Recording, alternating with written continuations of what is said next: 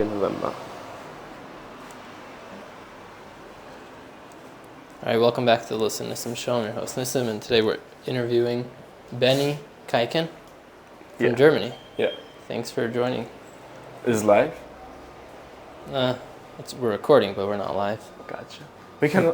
I mean, fuck it. We can also do video. Yeah. Why not? So, Benni, tell us where you were born and how you ended up here. Oh, now it's like an interrogation. If you want to see it that way. What do you want to know? Tell us a little bit for your background, starting with your grandparents, great-grandparents.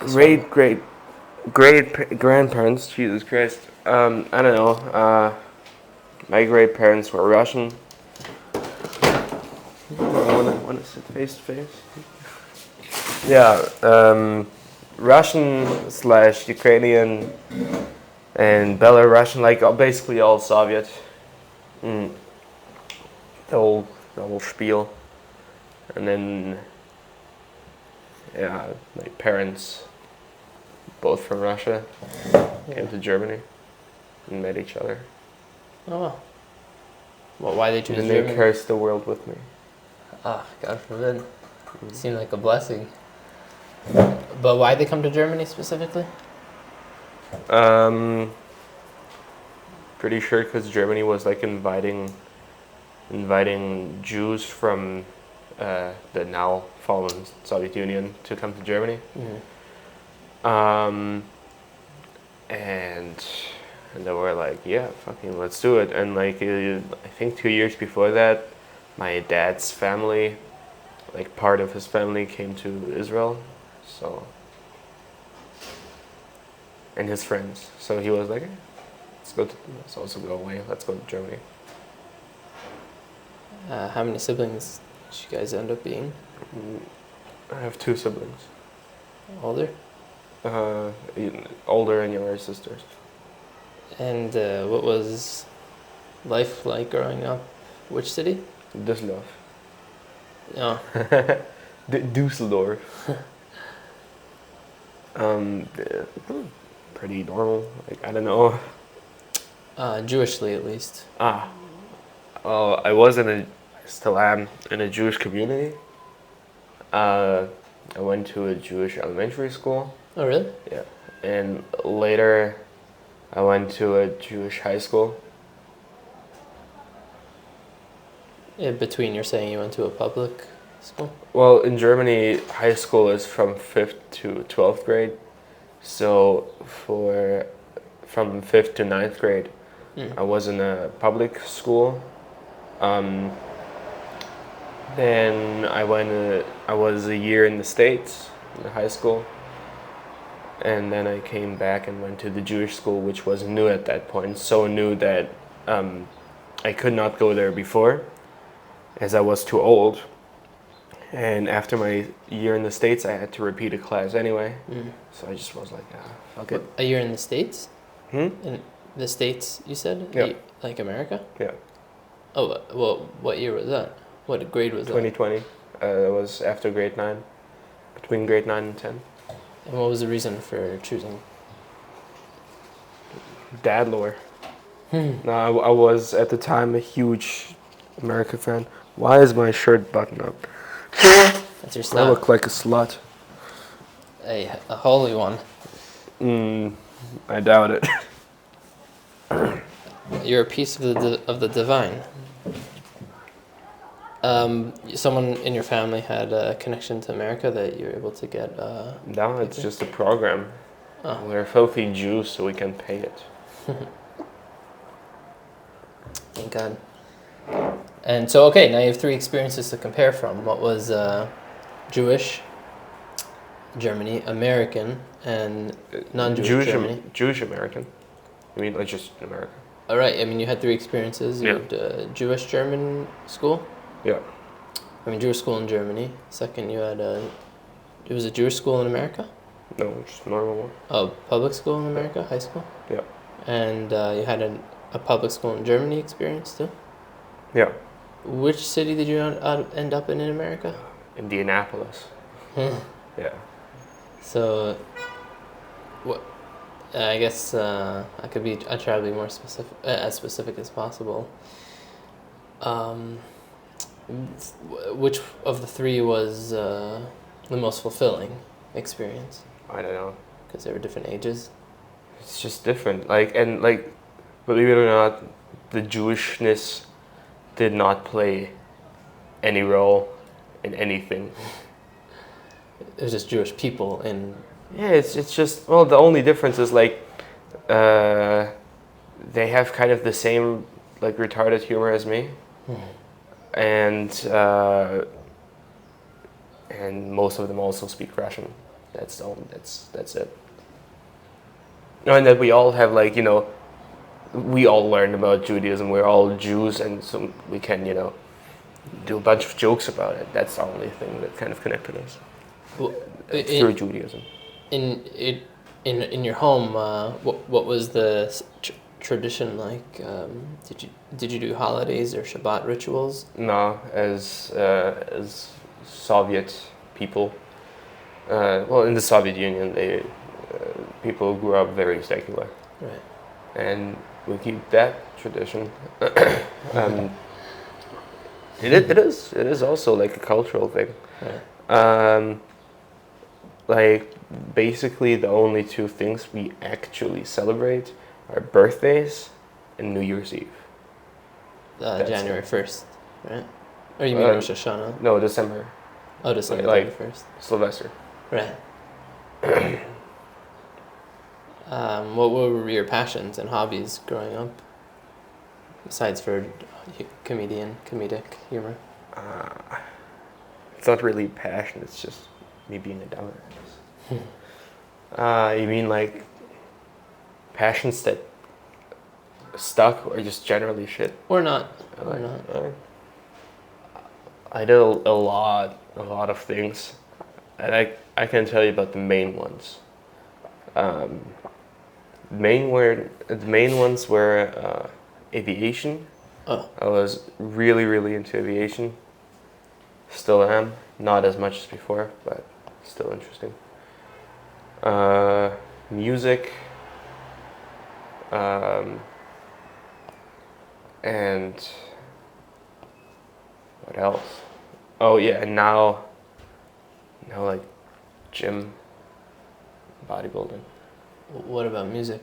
What are you into? Jazz. Performance? I play The saxophone? piano. Oh wow. Yeah. Your parents encouraged you at a young age?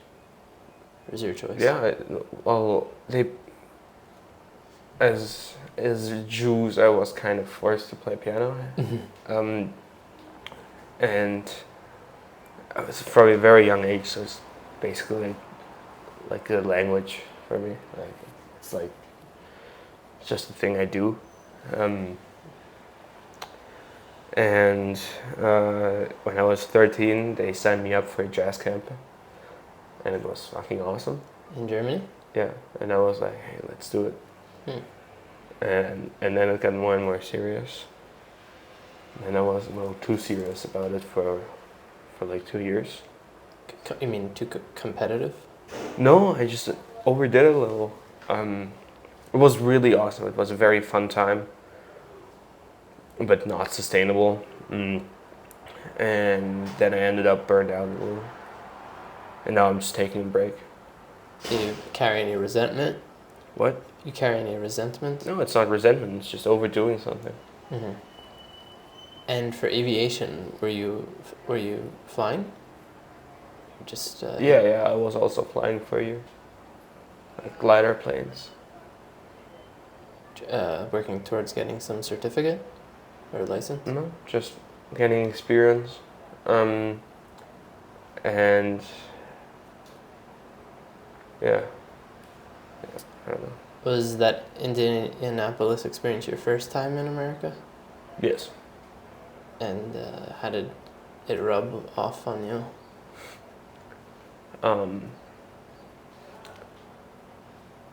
The high school experience was very awesome. I enjoyed it very much. It was like in the movies. This is what we say in Germany. Like, in the States, you only get like American culture from movies, so it like feels like you're in a movie, because that's the only place you get that from. But yeah, the high school experience was awesome. The host family experience was different. Yeah, Oh, were they a Christian or a Catholic family? they were pretty Christian and very very woke. Did they know that you were Jewish? Yeah. I mean that didn't play much of a role, except the fact that they tried to lecture me on Judaism was pretty fucking retarded. Like they don't know shit about Judaism.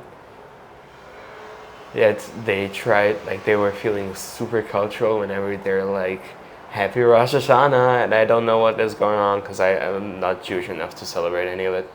And it's like, it's not even happy.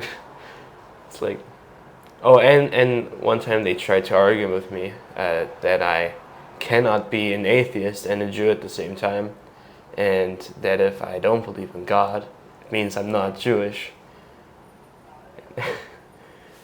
You knew enough at the time to know that they were incorrect. Well, I went to a Jewish school, and I after, well, how do you say? While I went to the normal school, I also had like Jewish classes once a week. So and I am Jewish. I fucking know my shit. You also know Yiddish? No. You could understand it. Probably. It's similar to like understanding Dutch. A little easier, but it's very similar to German. Like, it sounds super goofy. And after high school, did your parents encourage you to go to some university in Europe? Well, I just finished high school. Oh, last year? This year. This summer. In May? A couple months ago? In June. Oh, so what was what your parents were encouraging you to do right before that? They encouraged me to do whatever I wanted to do, and I wanted to study music. Jazz, specifically? Yeah. Anywhere in the world? Any institution? I applied to 2 in Germany and to 2 in the Netherlands, but I was rejected. And that led you to Israel eventually? I was gonna go to Israel for a birthright anyway. But then I was like, hey, you know what? It's kind of cool, but let's fucking go back. And then I came back for 2 weeks, and now I ended up staying for like, it's gonna be 3 months. Oh, you did go on birthright? I did. Which provider did you end up on? You probably don't know them. It's ZVST. It's a German. And the whole group of participants were from Germany? Germany and Austria. Wow, like a bus full of 40 people? No, a bus half filled with 15. It was very relaxed. Everyone had their own seat. Everyone had 2 seats. Right. Some even had a whole row to sleep on because like no one wanted to go during the war. That was your first time in Israel? No, that was like my 4th or 5th time. Because of your dad's family? No, just because like it's not too far from Germany. It's like a 4-hour flight. But the reason that anyone had any motivation to take you here was to visit your dad? Family, but also like it's Israel. Oh yeah, It's the homeland. That was a central theme in your home, like that your hearts were here? No, we again, like, we didn't really think about stuff like that. We just, live our lives. Mm-hmm. And then, like, once in a while, my parents were like, hey, we're going to Israel for the vacation for a week. And I'm like, yay, cool. Also, my sister spent, like, a couple of months here, so we visited her. Your older sister? Yeah. In some kind of institution, too? Nah, just like an internship. Oh, not through J internship, right? No, Masa. Oh, cool. So Birthright showed you a different side of Israel than the vacations you used to take? Well, the vacations were always with my parents. Mm. Uh, and a year before that, as a school trip. But I was also always like within my bubble, kind of. And the birthright trip included like um, locals in the trip, and I just had the opportunity, a lot of opportunities to talk to a lot of locals and to just chill with them, and that was like, damn, okay, that's very cool. Were they talking about the war or volunteering for the war efforts during your trip? Well, they said we have an option to go volunteering, which I later signed up for. Like on the last day of birthright, I signed up for it. I was like, oh my god, can't go back. Packaging food or something Everything, in a warehouse? everywhere. Like a bunch of different stuff. Wow. And you extended your trip? I mean, you didn't go back? I did go back for 2 weeks, came back again, because the flights were free, so might as well. And I wanted to stay for 2 weeks, and now I'm staying till December. Um, Also because if I were to go back home and then come here and go back again, I would have to I would have to pay for those 2 flights out of my own pocket, Yeah. and I'm a cheap Jewish fuck. So I was like, yeah, let's see how I can stay here, because later, like November, I'm gonna do another program. Here? Yeah, in Israel. In Orsimech? No, Or in Tel Aviv, also internship? volunteering. Related to the war? Volunteering? Pretty sure, like all of the volunteering is in some capacity related to the war now. Is it through Masa also? Yeah. Cool. What program are you in now? Here. Not here, J101. And how did you end up finding out about it? Uh, so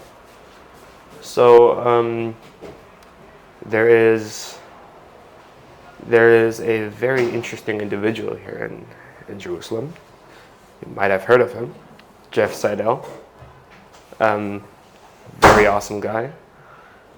And I met him through a barbecue on an army base that he organized for us.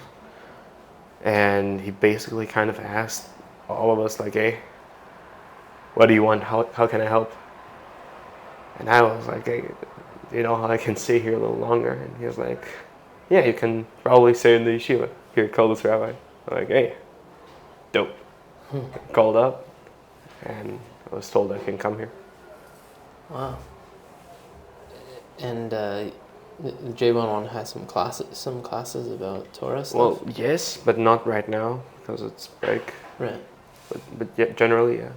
And before, did you go to any of that? I did go. You had a chance to experience the... Yeah. And was that exposure to Torah lessons much different than any kind of Jewish lessons you learned growing up in school? It was fundamentally different in the way that it taught us through the Jewish lens about Judaism. Like, as in, these are the facts. Yeah. This is how we interpret them. And this is, yeah, like, you get what I'm saying? Like, through Jews talking about Judaism. What I am used to in Germany with the Jewish classes is it's kind of like history, as in, or like philosophy classes, as in like, not this is objectively true and these are our beliefs and these are our values and believe that God did this and that, but it's more like firstly a lot of history. Secondly, a lot of like analyzing of historical Jewish figures and what they say, and how you can interpret that and what that means about their beliefs, and like everything more from like outsider perspective because I'm pretty sure the goal was to make everyone just understand the religion rather than making anyone believe in it. Because like most people, also most Jewish people in my school at least, aren't even religious or believe in God. Most of them are just as Jewish as me, as in they're just dudes or female dudes who just happen to be born Jewish. Right. And there is stuff that connects us culturally, and maybe that we all have a little incest in our blood, but that's it.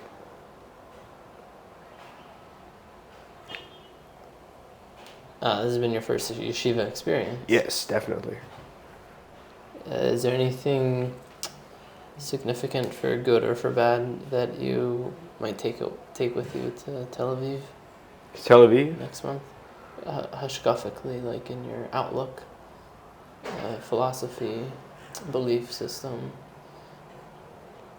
You mean generally or specific to Judaism? I guess both. Well, the Judaism, honestly, nothing. Mm-hmm.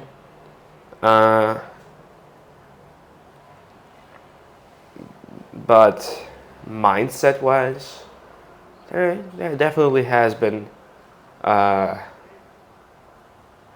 some changes. Because well, how could I put it? I am, in my school at least, like the school I wasn't, I'm fucking finally done with it. I was like the anti-religion dude. The what religion? Anti-religion dude.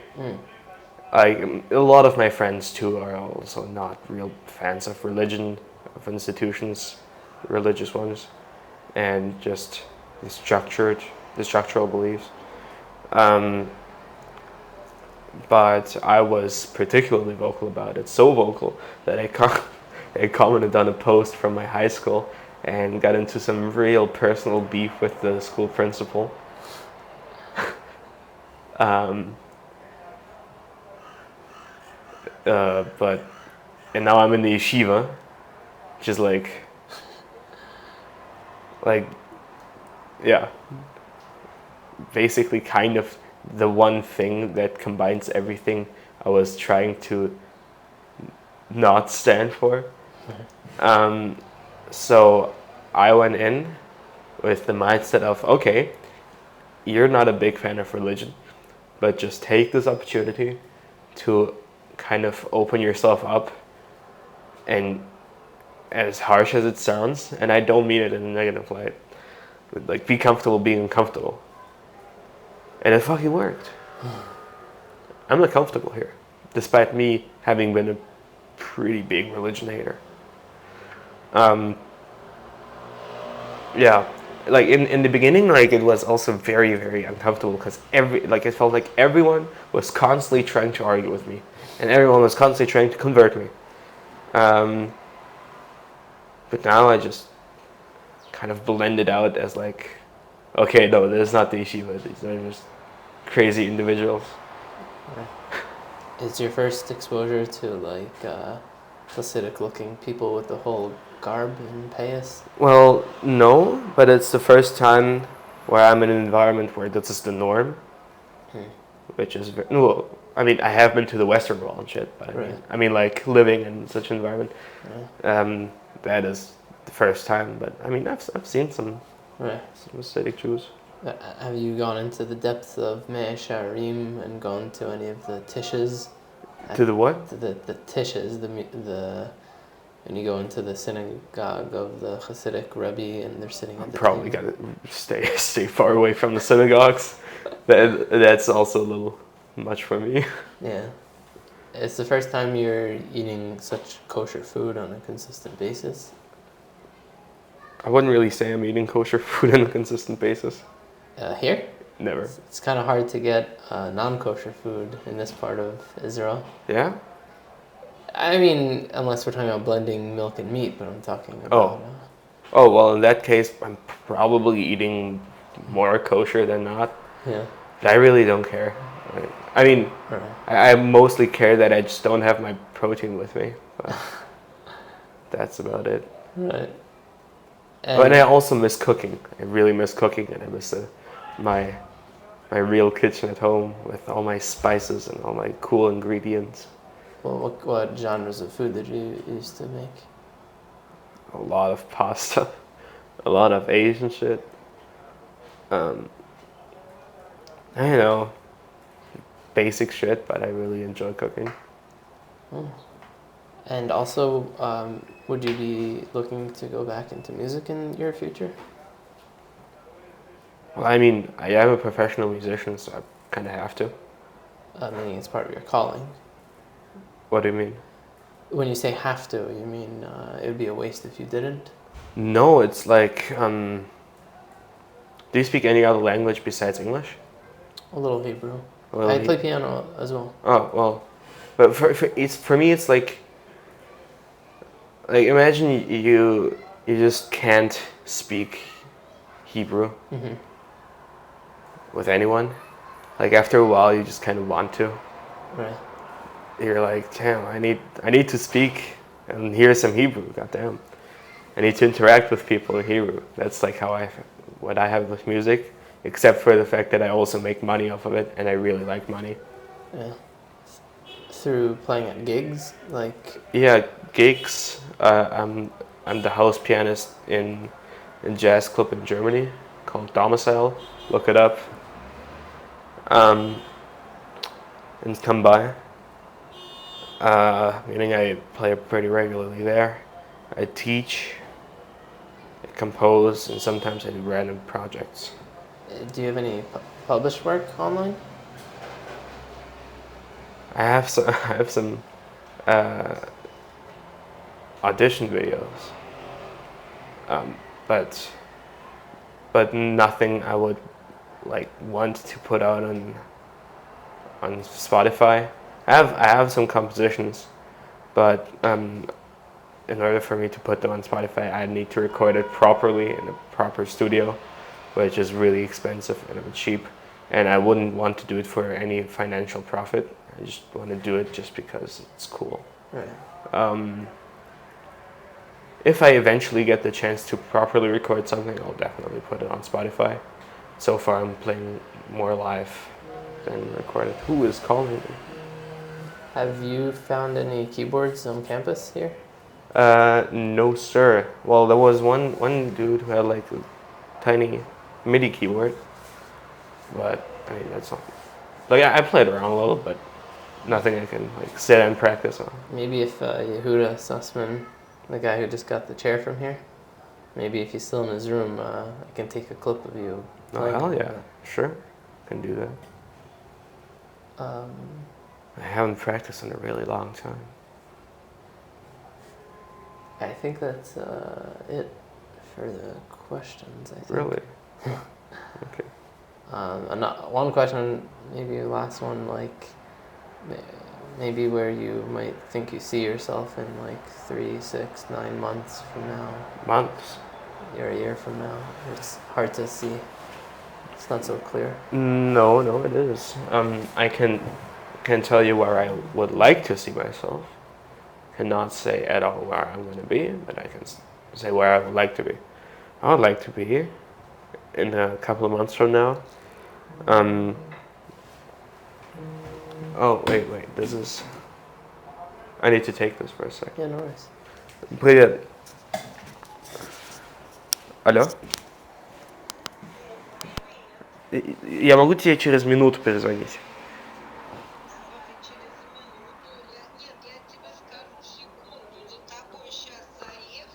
А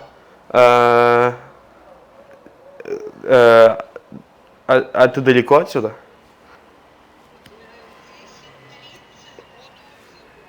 Окей, идет. Давай, пока. Что? Длинные? А, окей, понял.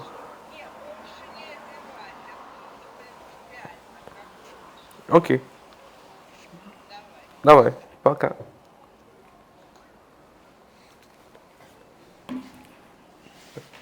Эйо.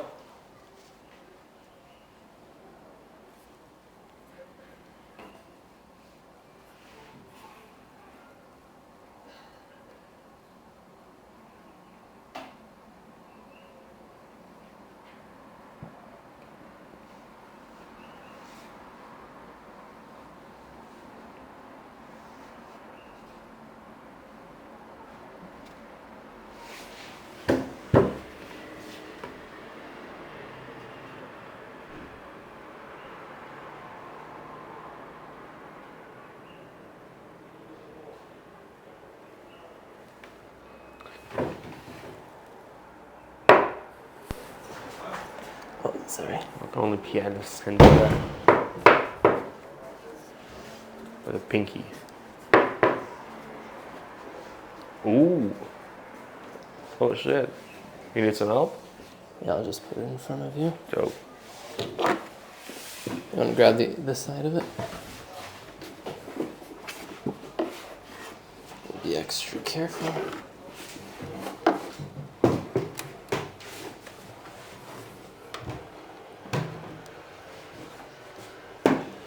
See if this works and reaches.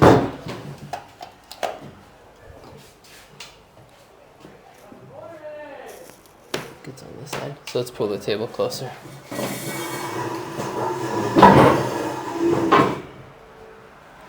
Much closer.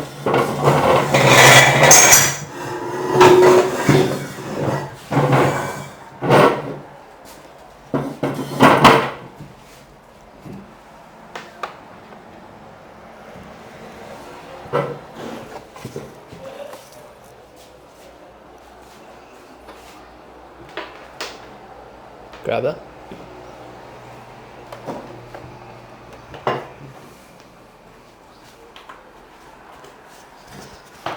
Okay. I'll just leave this here.